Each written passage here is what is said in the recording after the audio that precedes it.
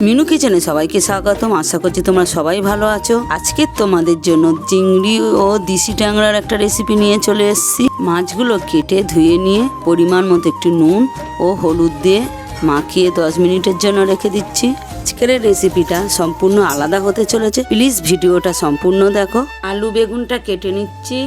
বেগুনগুলো ভালো করে ধুয়ে নিয়ে 4 ফালি করে নিচ্ছি। প্রতিদিন নতুন নতুন ভিডিও নিয়ে আসার চেষ্টা করছি, প্লিজ সবাই পাশে থেকো আমার। আলু বেগুনটা কেটে ধুয়ে নিলাম। চলো এবার ঝটপট রান্নাটা শুরু করা যাক। একটা মাঝারি সাইজের টমেটো কেটে নিয়ে পেস্ট বানিয়ে নিচ্ছি। টমেটোর পেস্টটাকে বানিয়ে নিয়ে 1 টেবিল চামচ কালো সর্ষে, 1 টেবিল চামচ সাদা সর্ষে, কয়েকটা চেরা কাঁচা লঙ্কা দিয়ে একসাথে করে পেস্ট বানিয়ে নিচ্ছি। মিক্সির জারের মধ্যে অনেকটা পেস্ট লেগে আছে, আমি একটু জল দিয়ে ধুয়ে নিয়ে নিলাম। গরম কড়াইয়ে পরিমাণ মতো একটু সর্ষের তেল দিয়ে দিলাম। চেষ্টা করবে এই রান্নাটা সর্ষের তেলে করার।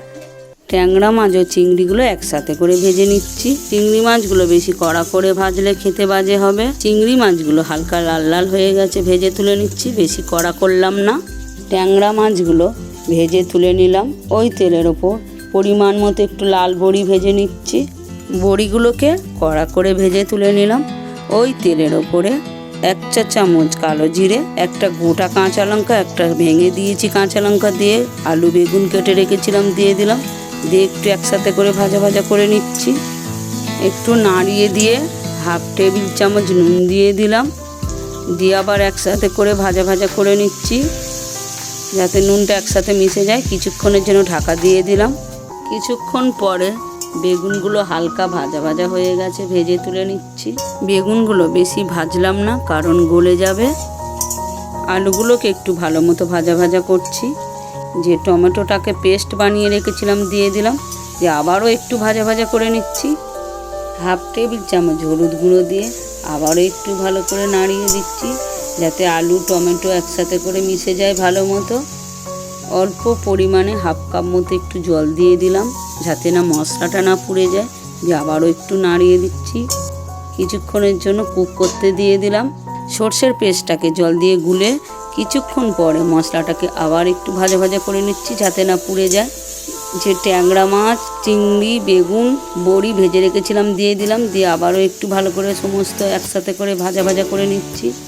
যে সর্ষের পেস্টটাকে জল দিয়ে গুলে রেখেছিলাম একটা ছেঁকুনির সাহায্যে দিয়ে দিচ্ছি ভালো করে ছেঁকে, যাতে না ওর পেস্টটা না পড়ে। ছিবড়েগুলো ফেলে দিচ্ছি। গরমের মধ্যে সর্ষের ছিবড়েটাকে আমি ফেলে দিচ্ছি যাতে না শরীরটা খারাপ করে, তোমরাও ফেলে দেবে। ছেঁকুনির সাহায্যে ছেঁকে শুধু জলটাকে নিয়ে নিচ্ছি। সর্ষে বাটার জলটা ভালো করে মিশিয়ে দিচ্ছি। গ্যাসটাকে হাই ফ্লেমে দিয়ে ঝোলটাকে একটু ভালো করে ফুটিয়ে নিচ্ছি। গার্নিশের জন্য আমি এখানে ধনেপাতা ব্যবহার করছি।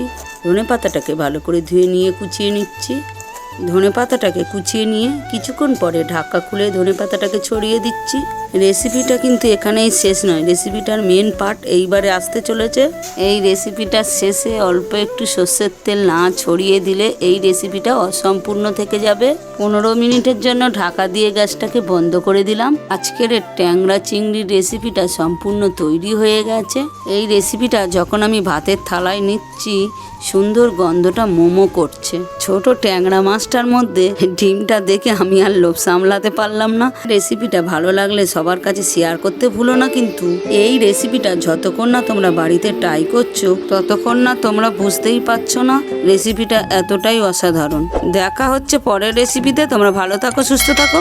মিনু কিচেনের পাশে থাকার জন্য তোমাদের সবাইকে ধন্যবাদ।